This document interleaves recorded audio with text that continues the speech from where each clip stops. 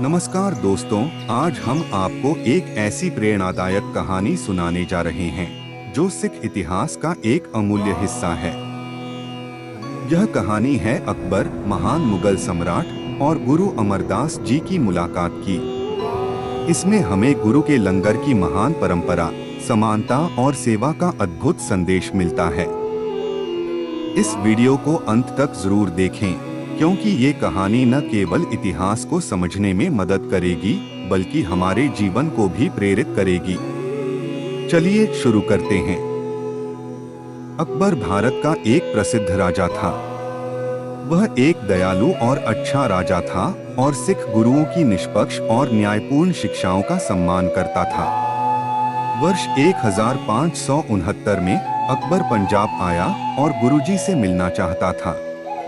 इसलिए उसने गुरु अमरदास जी को संदेश भेजा कि वह उनसे मिलने आ रहा है।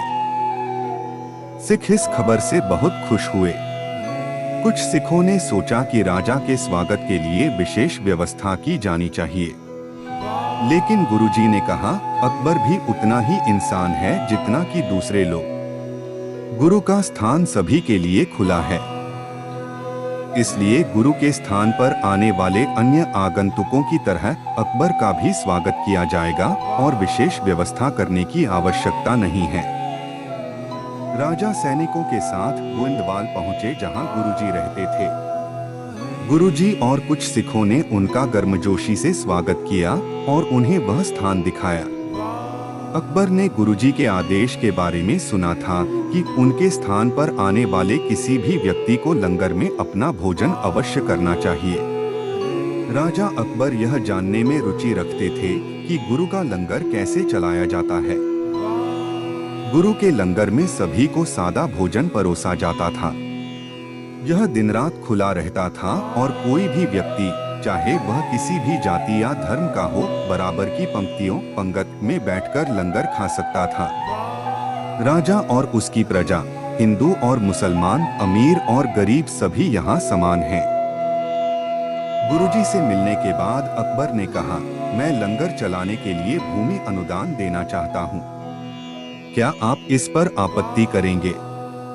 गुरुजी ने उत्तर दिया, प्रिय अकबर, लंगर के लिए भूमि अनुदान के आपके प्रस्ताव के लिए मैं आपका आभारी हूँ, लेकिन मुझे खेद है कि मैं इसे स्वीकार नहीं कर सकता, क्योंकि गुरु चाहते हैं कि सभी लोग कड़ी मेहनत करके कमाएं, कीर्त करनी और अपनी ईमानदारी की कमाई वंड चकना दूसरों के साथ साझा करें, ताकि दूसरों की मदद के लिए वे अपनी ईमानदारी की कमाई में से कुछ लंगर को दें। इस प्रकार गुरु का लंगर लोगों, संगत का लंगर है और इसे लोगों के मुफ्त उपहारों से चलाया जाना चाहिए, न कि शाही अनुदान से। इसीलिए गुरु के लंगर में सभी बराबर हिस्सा लेते हैं और किसी को बाहरी व्यक्ति नहीं समझा जाता। गुरु के लंगर में हर कोई उतना देता है जितना वह दे सकता है और जितना उसे चाहिए उतना लेता है।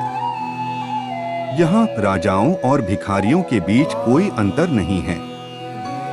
सभी एक साथ बैठते हैं और प्यार से परोसा गया सादा भोजन खाते हैं।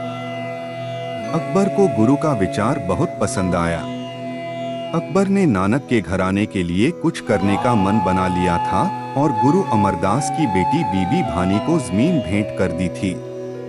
बाबा बुढ़ा जी जमीन की देखभाल के लिए जिम्मेदार थे और जो भी आय होती थी उसका इस्तेमाल अच्छे कामों के लिए किया जाता था।